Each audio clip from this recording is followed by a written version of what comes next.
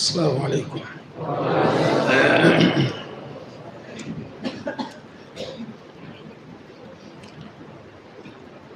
حامدا ومصليا أما بعد، أعوذ بالله من الشيطان الرجيم.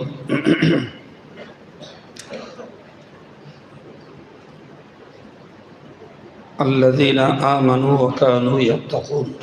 صدق الله العظيم.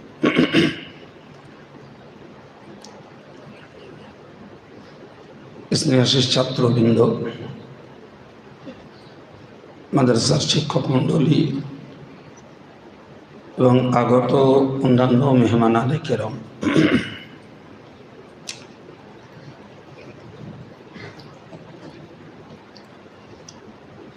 আমরা সকলে অবগত আছি 1352 সালের 16ই কার্তিক বৃহস্পতিবার দিবাগত রাত ভোরবেলায় হুজুর ইন্তেকাল করেছিলেন। 16ই কার্তিককে কেন্দ্র করে এপার বাংলায় ওপার বাংলায় অনেক স্মৃতিসভা হয়। যারা নির্দিষ্ট ডেটে করতে না পারে,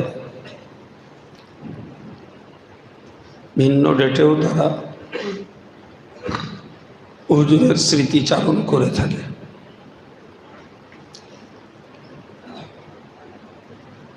আজকের 25শে কার্তিক জামিয়া রহমানিয়ার ছাত্রদের উদ্যোগে হুজুরকে নিয়ে একটা স্মৃতিচারণের সঙ্গে দোয়ার মজলিস।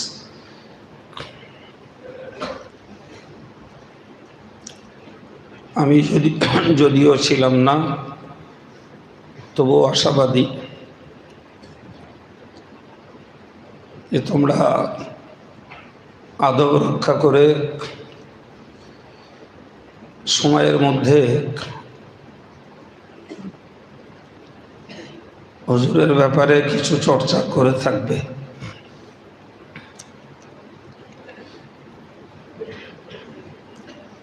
আমি ওয়াজ করার মানসিকতা নিয়েও বসিনি, আর শারীরিক ভারসাম্যও ভালো নেই। তারপরেও ছাত্রদের একান্ত দাবিতে একটু শরিক হয়েছে।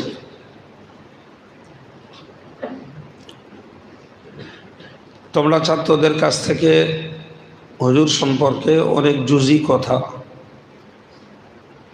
এক এক বিষয়ের উপরে আংশিক আংশিক আলোচনা তার জীবন থেকে শুনছিল।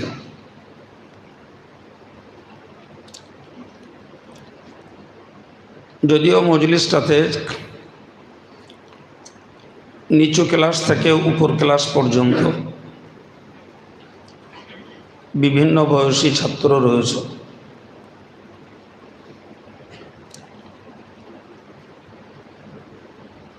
তো কেউ আমার কথাগুলো সরাসরি এখনই বুঝে থাকবে, বুঝে ফেলবে। বাচ্চা ছেলেগুলো মনে রাখলে বড় হলে বুঝবে।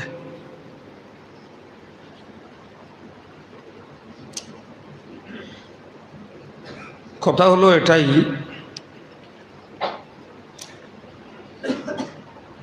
পৃথিবীতে কিছু মানুষকে আল্লাহ দেশভিত্তিক, এলাকা ভিত্তিক, অঞ্চল ভিত্তিক তার দ্বীনকে রক্ষা করার জন্য বানিয়ে পাঠিয়েছে।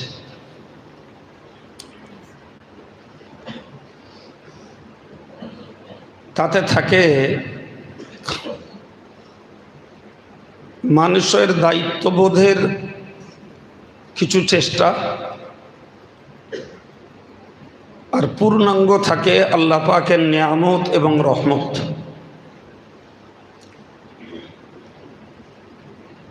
চাই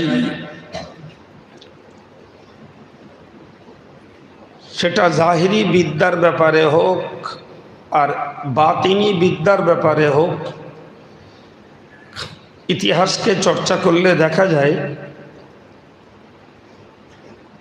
কালে কালে আল্লাহ মুফাসসির বানিয়েছেন, মুহাদ্দিস বানিয়েছেন, কারি বানিয়েছেন, ফকিহ বানিয়েছেন। আবার আধ্যাত্মিক জগতের বড় বড় আল্লাহ প্রেমিক ওলি আল্লাহ বানিয়েছেন। প্রত্যেকের দ্বারাতে দিনের খেদমত হয়েছে। সবগুলো মিলিয়েই দিন বেঁচে আছে। কিছু লেখক এমন কিছু আরবি কিতাব লিখেছেন ইসলামী জ্ঞানের বিভিন্ন অধ্যায়, যেগুলো মানুষ হিসাবে ভাবলে বলা যায় সাধ্যের বাইরে, অথচ সেগুলো আমাদের কাছে বাস্তবে রয়েছে। কিন্তু কল্পনা করা যায় না যে মানুষ হিসাবে তারা এগুলিকে কিভাবে সম্পন্ন করতে পারেন। কিন্তু আমরা দেখছি তাদের লেখনীগুলি বিশ্ব মাঝে ছড়িয়ে আছে, অথচ সাধারণভাবে সেগুলো মানুষের সাধ্যের বাইরে। তাহলে বুঝতে হবে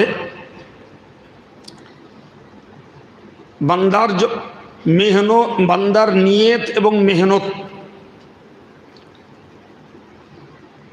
বাকি সেগুলির কামালাত, পূর্ণতা আল্লাহ পাকের রহমত, তা না হলে সম্ভব না। ঠিক তদ্রূপ আধ্যাত্মিক জগতের জন্য পৃথিবীর ইতিহাসে এলাকা জুড়ে, বিশ্ব জুড়ে আল্লাহ এমন কিছু মানুষ বানিয়েছেন যাদের দ্বারায় বাহ্যিক জ্ঞানের সঙ্গে মানুষের সর্বস্তরের গুণাবলী লাভ হয়েছে।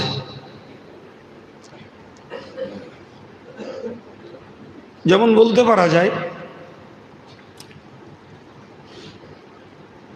একজন জাহিরি বিদ্যার মানুষ কোরআন পড়তে পারে, তাফসীর পড়তে পারে, হাদিস পড়তে পারে, শরহ পড়তে পারে,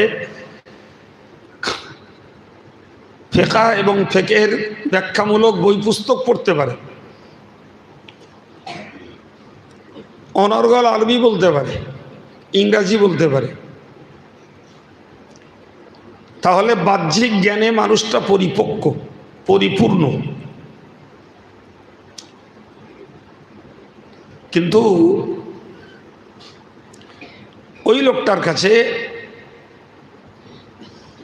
আধ্যাত্মিকতার জ্ঞান নেই। ফলে মানুষটা অপূর্ণাঙ্গ মানুষ, অপূর্ণাঙ্গ মোমেন, অপূর্ণাঙ্গ মুত্তাকি। তার ঈমান, তার তাকওয়া সবগুলো ইনকমপ্লিট। বাহ্যিক জ্ঞান অনেক।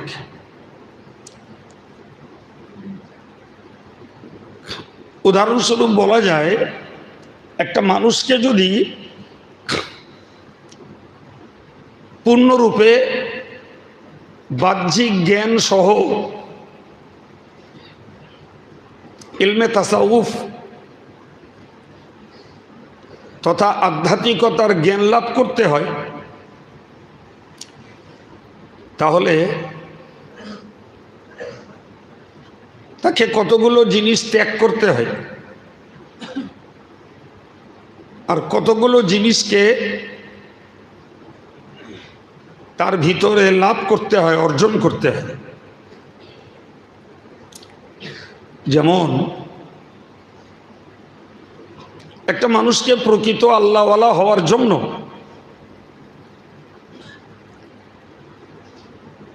উপস্থিত কোনো বস্তুর লোভ ছাড়তে হয়, দূরবর্তী কোনো লোভের পিছনে ছোটা বন্ধ করতে হয়, তাকে কৃপণতা ছাড়তে হয়, সর্বস্তরের হারামকে ত্যাগ করতে হয়,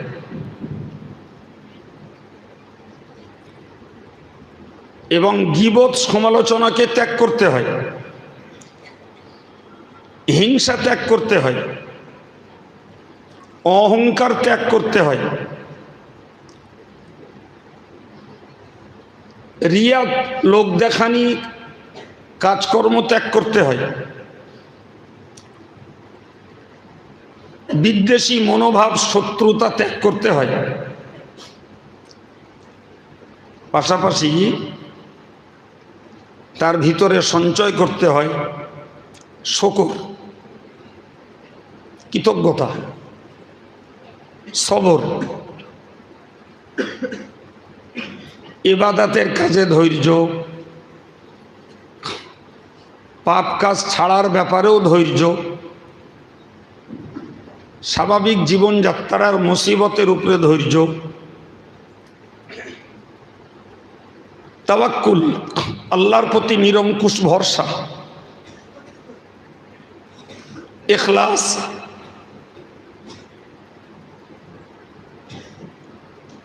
আল্লাহ পাকের সন্তুষ্টি লাভ, কানাত, অল্পে তুষ্ট হওয়া। একদিকে ওই জাতীয় গুণগুলোকে অর্জন করতে হয়, আর পূর্বে যেগুলো বললাম ওই দোষগুলোকে ছাড়তে হয়। তবে একটা মানুষ ইলমে জাহিরির সঙ্গে ইলমে বাতিনির গুণধার তৈরি হয়।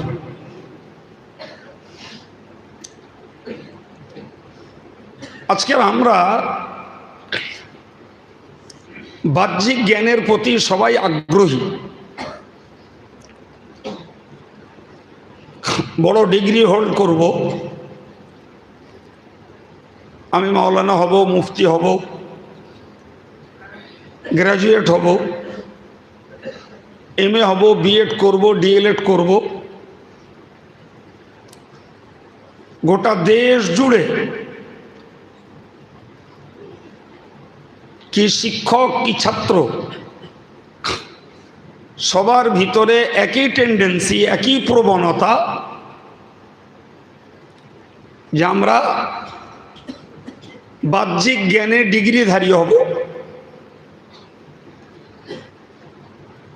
অনেকগুলো শিক্ষাগত কোর্স কমপ্লিট করে আমি সার্টিফিকেট লাভ করব। এই সবগুলো প্রচেষ্টা, মানসিকতা ইলমে জাহিরি অর্থাৎ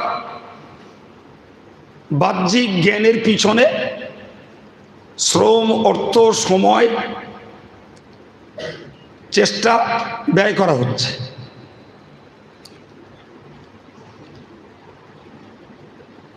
কিন্তু মনে রাখতে হবে, শাহ ওলিউল্লাহ মুহাদ্দিস দেহলভী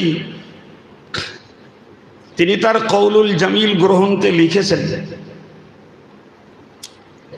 আলেমরা নবীদের ওয়ারিস। তো নবীরা পৃথিবীতে রেখে গেছেন দুই পর্যায়ের ইলম, একটাকে বলা হয় ইলমে আহকাম, অর্থাৎ শরিয়াতের বিধান সম্বলিত জ্ঞান, আর একটাকে বলা হয় ইলমে আসরার, গুপ্ত তত্ত্বের জ্ঞান। এটারই নাম ইলমে তাসাউফ। এটাই হলো আধ্যাত্মিকতা। তো শাহ ওলিউল্লাহ মুহাদ্দিস দেহলভী রহিমাহুল্লাহর কথা অনুযায়ী বোঝা যায়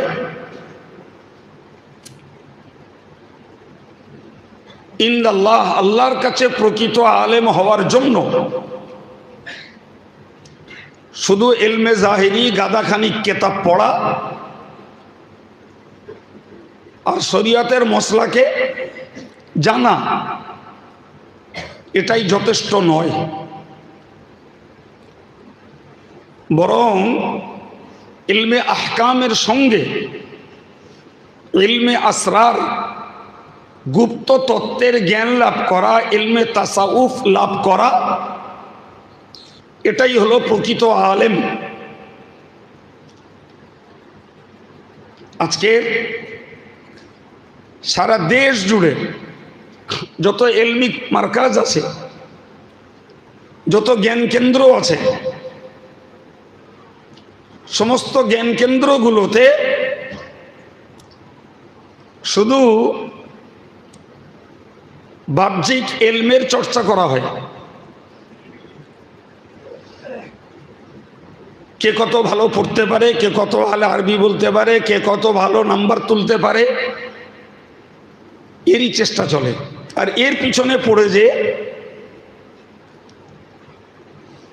সাধারণ লোক তো দূরের কথা, আলেম সমাজের কাছ থেকে ইলমে তাসাউফ নামীয় আধ্যাত্মিকতার জ্ঞানটা একেবারেই মুছে গেছে বললে ভুল হবে না।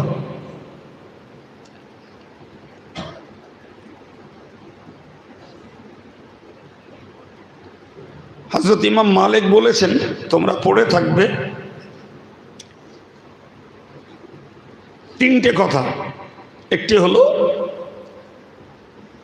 মান তাফাক্কাহা ওয়া লাম ইয়াতাসাওয়াফ ফাকাদ তাফাসসাকা। যে লোকটা ফকিহি জ্ঞান লাভ করেছে, কোরআন বোঝে, হাদিস বোঝে, মসলা মসাইল বোঝে,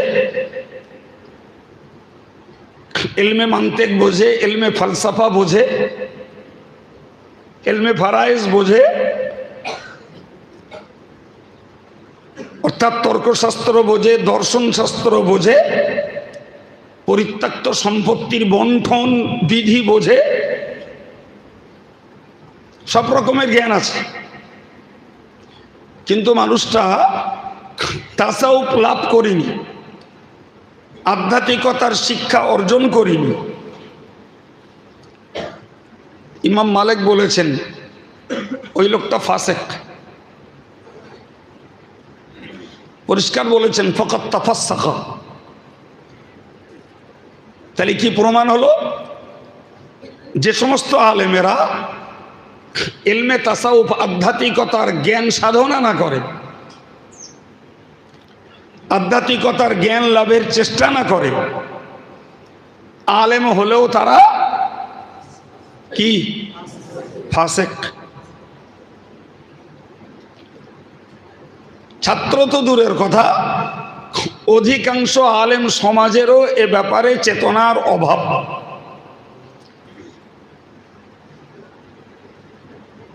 ইলমে তাসাউফ নেই, ফাসেক হচ্ছে, ওতে দোষ নেই, কিন্তু কেতাব পড়তে পারি, পড়াতে পারি, আরবি বলতে পারি, এটাই বড় হাতিয়ার, বড় আত্মতুষ্টি।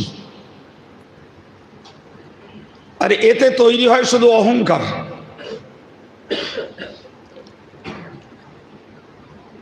তিনি পরে বলেছেন মান তাসাওয়াফা ওয়া লাম ইয়াতাফাক্কাহ ফাকাদ তাজান্দাকা। যে লোকটা ফিকহ বোঝে না, ইলমে আকায়েদ বোঝে না, আকীদাগত জ্ঞান নেই, ফিকহের জ্ঞান নেই,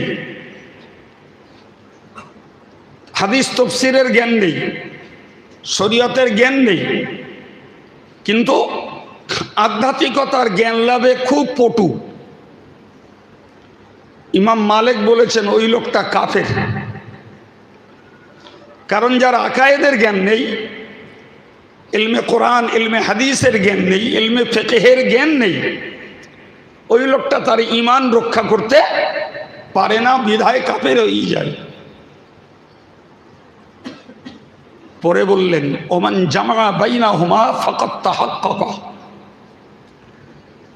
যে লোকটা ইলমে ফিকহ এবং ইলমে তাসাউফ দুটিতেই ব্যুৎপত্তি অর্জন করেছে, দুটিতেই দক্ষতা লাভ করতে পেরেছে, দুটিতেই গুণ এবং যোগ্যতার অধিকারী হয়েছে, ওই লোকটাই হলো মুহাক্কিক আলেম। আর এই মুহাক্কিক আলেম যারা, এরাই হলো পীর।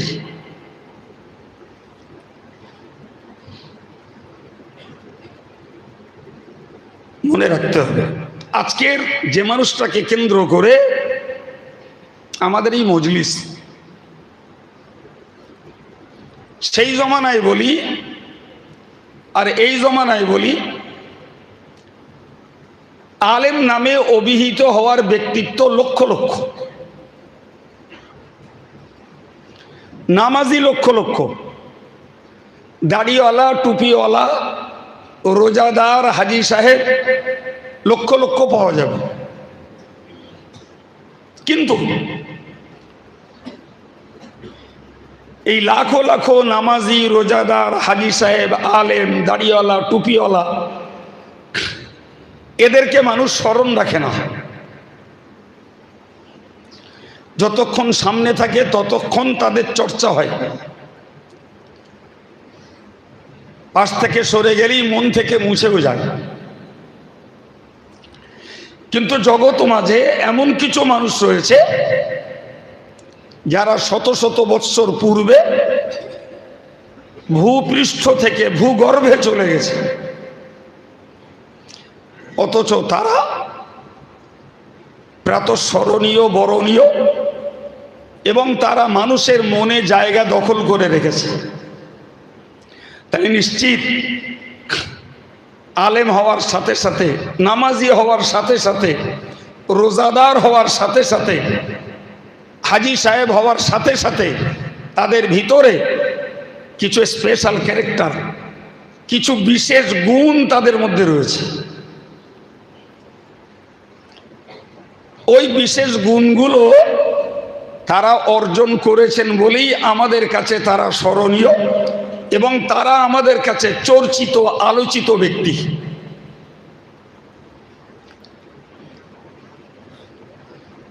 সেই গুণগুলির মৌলিক কথা বলা যায়, কোরআন বলেছে যারা ঈমান এনেছে এবং যারা মুত্তাকি হয়েছে এরাই হলো আল্লাহর ওলি। তো তাম পৃথিবী জুড়ে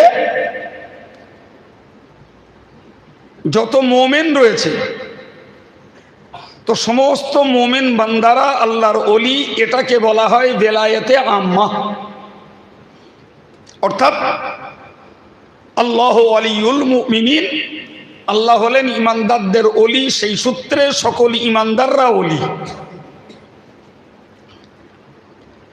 কিন্তু আমরা যাদের নিয়ে চর্চা করি, যাদের আদর্শকে অনুসরণ করি, যাদের আদর্শকে আমরা আমাদের জন্য পথের আলো মনে করি, ওইটা হলো বেলায়েতে খাসা। ওটা আল্লাহর সঙ্গে বিশিষ্ট সম্পর্কের, বিশিষ্ট বন্ধুত্বের কিছু গুণাবলী।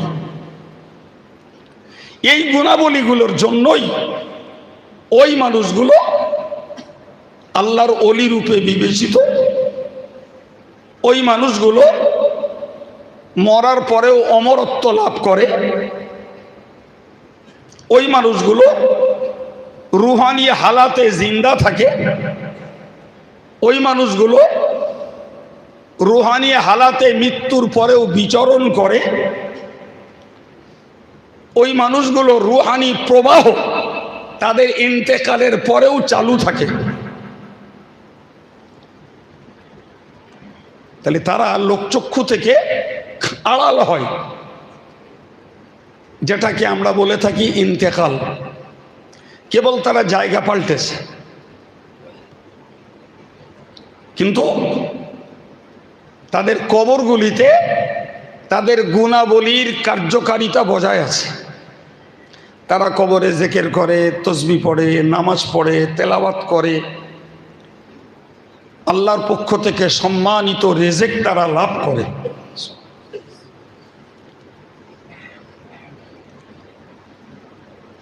সেই বৈশিষ্ট্যমূলক গুণগুলোর প্রথমটাই হলো তাকওয়া।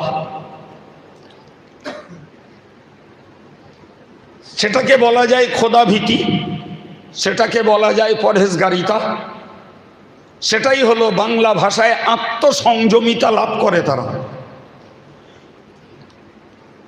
তারা সংযমী মানুষ। আর ওই গুণ লাভ করতে যে তারা তিনটি কাজ জীবনে জোগাড় করে। একটি হলো তারা প্রচুর পরিমাণে জিকির তাসবিহ তেলাওয়াত করেছে, এটা তাদের স্পেশালিটি। আমরা তো 5 ওয়াক্ত নামাজেও আমাদের অনীহা, অথচ আলেম। কেউ ফরজ পড়ে তো সুন্নত পড়ে না, কেউ ফরজ সুন্নত পড়ে তো নফল পড়ে না।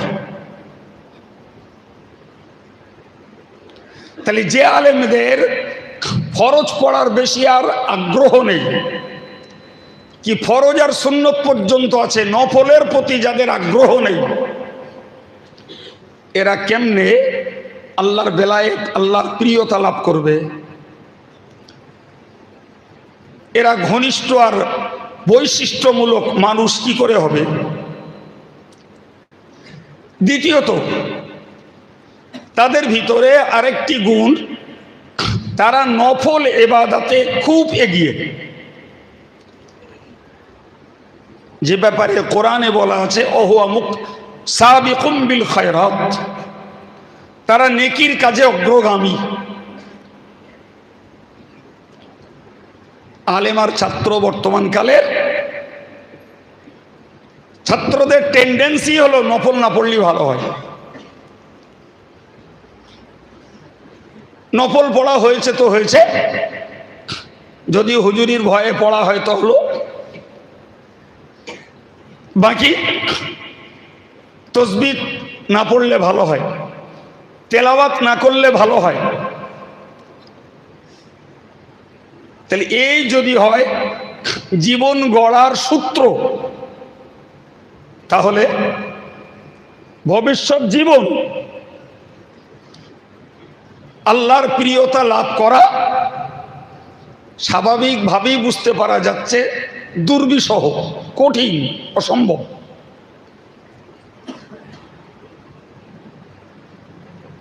ওই বৈশিষ্ট্যমূলক স্পেশাল মানুষদের আরেকটি গুণ হলো খাওয়া, পোশাক পরিচ্ছদ, চলাফেরা, কথাবার্তা, লেনদেন, সব কিছুর ক্ষেত্রে পরহেজগারিতা অবলম্বন করা। তাহলে এইরূপ বৈশিষ্ট্যমূলক গুণের কারণেই ওর পিছনে সাধনা করে, সংগ্রাম চালিয়ে তারা তাদের জীবনটাকে গঠন করেছেন। তবেই তারা কোরআনের পরিভাষায় ওলি রূপে, ভারতবর্ষের পরিভাষায় পীর রূপে, আরবিয়ানদের পরিভাষায় শায়েখ মাশায়েখ রূপে তারা গণ্য হতে পেরেছেন। আজকের বসিরহাটের আল্লামা হুজুরের স্মৃতিচারণের জন্য তোমাদের আয়োজিত মজলিস, আমি আগে বলেছি তোমরা তার জীবনের পাট পাট বিষয়ের উপরে বিভিন্ন ছেলে কথা বলে থাকবে, কিন্তু বলা সহজ, করা কঠিন। যে মানুষটার ব্যাপারে তোমরা এত কথা বললে আর অন্য জায়গায় হলে তারাও বলছে, কিন্তু বাস্তবটা খুঁজলে দেখা যাবে ঈমান এবং তাকওয়া যাদের যত সবল, তারা তত আল্লাহর ঘনিষ্ঠ বান্দা। তো ওগুলি লাভ হবে যে জেকের ফেকেরের ভিতর দিয়ে, ওটা লাভ হবে যে নফল ইবাদতের ভিতর দিয়ে, ওটা লাভ হবে যে পরহেজগারিতার ভিতর দিয়ে, ওটা লাভ হবে যে খোদা ভীতির ভিতর দিয়ে। সবকটাই আমাদের কাছে মাইনাস, সবকটাই আমাদের কাছে শূন্য। আমাদের না রয়েছে খোদা ভীতি, না রয়েছে নফল ইবাদাতে মনোযোগ, না রয়েছে জিকির তাসবিহ, না রয়েছে আমাদের ভিতরে পরহেজগারিতা। তোমরা ভাবতে পারো আমরা ছাত্র, কিন্তু জানো সকালবেলা সূর্য উঠলে বোঝা যায় সারাটা দিন কেমন যাবে। যে কাঁটা হুল হয় সে হুল হয়ে বেরোয়, বড় হয়ে নতুন করে হুল হয় না।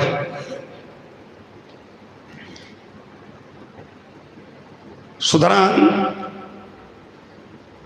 এই আজকের তোমাদের অভ্যাসটা যেমন তৈরি হচ্ছে শূন্য, দেশ জুড়ে হাজার হাজার না লক্ষ লক্ষ আলেম যারা ইলমে তাসাউফটাকে ঠাট্টা বিদ্রুপের বিষয় বানিয়েছে, আধ্যাত্মিকতার জ্ঞানটাকে তারা ভুলে গেছে, আধ্যাত্মিকতার জ্ঞানটাকে তারা ভণ্ডামি মনে করেছে। ঠিক এই ছোটবেলা থেকে তাদেরকে এই জিনিস বোঝানো হয়নি। যে মাদ্রাসায় পড়ুক তারকে এ বিষয়ে চেতনা ফেরানো হয়নি, তাদেরকে এ ব্যাপারে ভবিষ্যতের পথ দেখানো হয়নি। ফলে তাদের জীবনটাই হয়ে গেছে ওই জ্ঞান থেকে শূন্য। ফলে ইলম থাকলেও ফাসেক আলেম হিসাবে ইমাম মালিকের কথা অনুযায়ী গণ্য হয়েছে। আমি আগেই বলেছি, কিতাব পড়তে পারে, পড়াতে পারে, আরবি বলতে পারে, চটকদারি কথা আছে, কিন্তু অহংকার যায়নি, হিংসা যায়নি, পরশ্রীকাতরতা যায়নি, বিদ্বেষ যায়নি, শত্রুতা যায়নি, লোভ যায়নি, হারাম হালালের বাদ বিচার করার মতো মনোযোগ তৈরি হয়নি। ফলে শকর নেই, সবর নেই, তাওয়াক্কুল নেই, রেজা নেই, কনাআত নেই, না রয়েছে কৃতজ্ঞতা, না রয়েছে আল্লাহর প্রতি ভরসা, না রয়েছে ধৈর্য, না রয়েছে অল্পে তুষ্ট, না রয়েছে ইখলাস, না রয়েছে আল্লাহর সন্তুষ্টির জন্য আমার যাবতীয় ইবাদত আমল। ফলে দেশ জুড়ে স্মৃতিসভা হচ্ছে, কিন্তু সেটা হচ্ছে এক পর্যায়ের শুধু থ্রো গল্প, একটা নিক্ষিপ্ত গল্প। হুজুরের কারামতি এই ছিল, হুজুর এই এলেম অর্জন করেছে, এই কিতাব লিখেছে, জি হুজুরের আধ্যাত্মিকতার এই ছিল। আরে ওগুলো ঠিক, কিন্তু স্মৃতিচারণের অর্থ তো এটাই,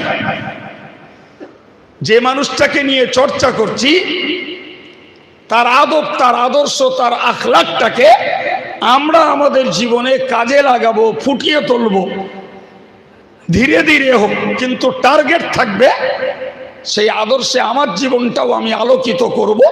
তবে তো তাদের চর্চা করলে আমাদের বাস্তব লাভ হবে।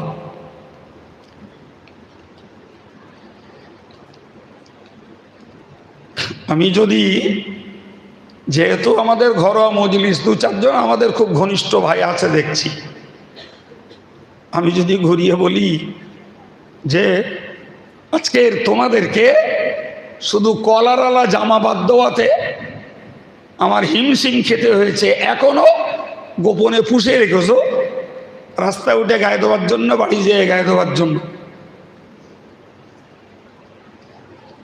এখনো ঝিকমিক করা কাঠ টুপি যাতে সুন্নত আদায় হয় না তা পরার জন্য তোমরা পাঁজা করে বসে আছো। এখনো কিছু ছেলে বাড়ি যেয়ে চেরা জামা পরছে, মাথায় টুপিও দেয় না। আমি জানি বাবা, কিন্তু তারপরেও অ্যাকশন নেই না, যদি একদিন ভালো হয়। এটা আমার আল্লাহর নীতি। পাপীদেরকে আল্লাহ দেন আন দেয়ার শাস্তি দেয় না, সুযোগ দেয় যদি তওবা করে। যখন চূড়ান্ত সময় এসে যায় তখন আল্লাহ ব্যবস্থা নেয়। আজও জামিয়ার ছাত্ররা আখিরের জোহরের নামাজ পড়তে অনীহা, ফাঁক পালি বাদ দেয়। আজও সালাম কিয়াম হলে নাক সিটকানো হয়, হয়তো পানিশমেন্টের ভয়ে চুপি সারে লুকিয়ে অনীহা অনিচ্ছার ওপরে কাজগুলো করা হয়। আজও আজানে হাত তুলতে অনেকের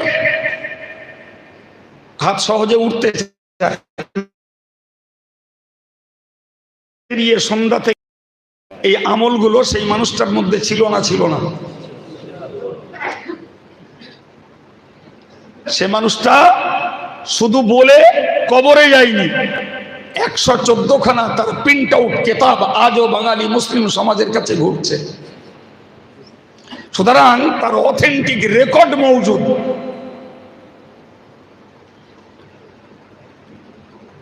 আমি কালকে সময় ছিল না, গতকালকে কটা পণ্ডিত এসেছিল শুনলাম।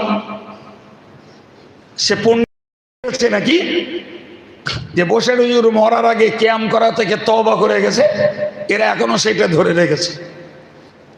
তা আমার কালকে সময় থাকলে কড়া ধানের কড়া চাল ওদের কাল বোঝাতাম, কিন্তু আমার ছিল জেকেরের মজলিস, কোনো উপায় ছিল না। ডাহা কাঁচা মিথ্যা ভণ্ডামি কথা। যে লোকটা অথেন্টিক বই লিখে গেল কিয়াম মুস্তাহসানের পক্ষে, সেই লোকটা তওবা করে মরে যাবে, তার কোনো রেকর্ড থাকবে না। এটা জালিয়াতি ছাড়া আর কিছু। আরে আমরা তো এদের মতো মানুষদের লেখনী পড়ে রাসূলুল্লাহকে হাজির নাজির না জেনে সালাম কিয়াম করি, মুস্তাহাব মুস্তাহসান জানি, করলে সওয়াব আছে, না করলে গোনা নেই। কিন্তু পাল্টা একদল এটাকে শিরক বলে ফিতনাবাজি করে এই বাঙালি সমাজটায় আগুন লাগিয়েছে। মুখের কথা না, আমার কাছে বই আছে। সুতরাং আজকের হুজুরের স্মৃতিচারণের এই মজলিসে ছোট আর বড় ছাত্র হিসেবে যারা আছো, আমি সবাইকে বলবো মুনাফিকি পাঠটা বাদ দিতে হবে। মুনাফিকের চরিত্রটা বাদ দিতে হবে। মুনাফিকি চরিত্র বাদ দিয়ে ভিতর আর বাহির এক মেরুতে দাঁড় করাতে হবে।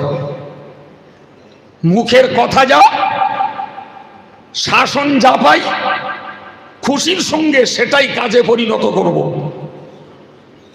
তবেই বসিরহাট হুজুরের স্মৃতিচারণের বাস্তব সার্থকতা হবে।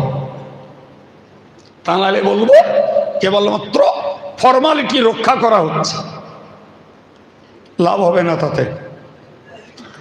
যাই হোক, তো তোমরা তাজা টাটকা হুজুরের জীবনী মোতালা করেছ, তার জীবনের ওপরে অনেক কথাই তোমরা বলেছ। আমার অত মোতালা করা নেই, সেই জন্য আমি হুজুরের জীবনের উপরে কিছু বলতে পারলাম না। তবে তোমরা বলেছ ডালপালা, আর আমি তোমাদেরকে বলিয়েছি মূল শিকড়ের কথা। যদি আমার কথাগুলো বোঝা থাকে, আমি খুব শীঘ্রই জামিয়ার প্রাক্তন ছাত্রদের ডাকবো। যতগুলো বিষয়ে তার মধ্যে এটাও একটা বিষয়।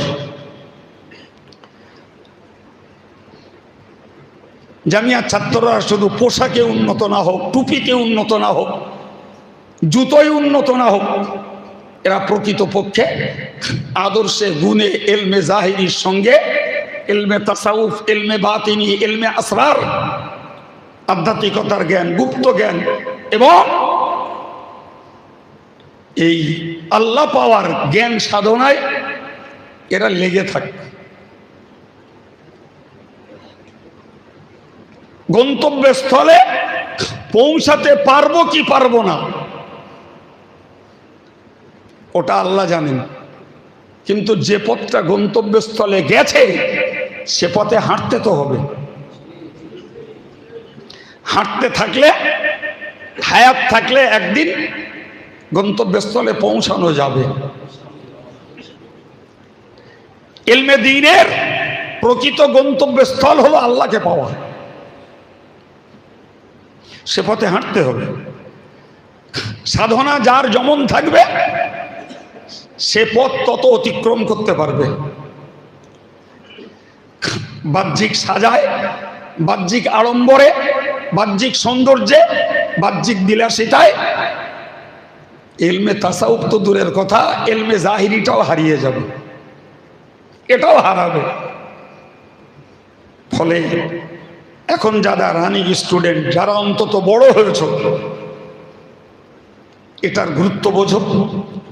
ছোটগুলো বুঝিনি, আমি আগেই বলেছি, একদম আমার আলোচনা শুরুতে বলেছি যে আমি যা বলতে চাচ্ছি তা ছোটরা বুঝবে না, ওদের রেডারে এখন ধরার সময় হয়নি, কিন্তু একদিন ধরবে। যাই হোক, যারা আজকের উদ্যোগ নিয়ে এই অনুষ্ঠানটাকে, প্রোগ্রামটাকে সম্পন্ন করেছে এবং যারা আদবের সঙ্গে মজলিসটাতে বসে এর মর্যাদা রক্ষা করেছে, সকলের জন্য আন্তরিক দোয়া। সর্বোপরি আমরা বিশ্বাস করি যে আল্লাহর ওলিদের রূহ যদি খুশ হয় তো তাদের দোয়া পাওয়া যায়। তার গোড়ার কথা হলো, আল্লাহ যদি খুশি হয় তাহলে আল্লাহর ওলিদেরকেও আল্লাহ খুশি করে দেয়, আর তাদের দোয়া আমরা লাভ করতে পারি। আল্লাহ আমাদের নসিবে জিন্দা ওলিয়া কেরামদের দোয়া মঞ্জুর করেন বললেন আমিন।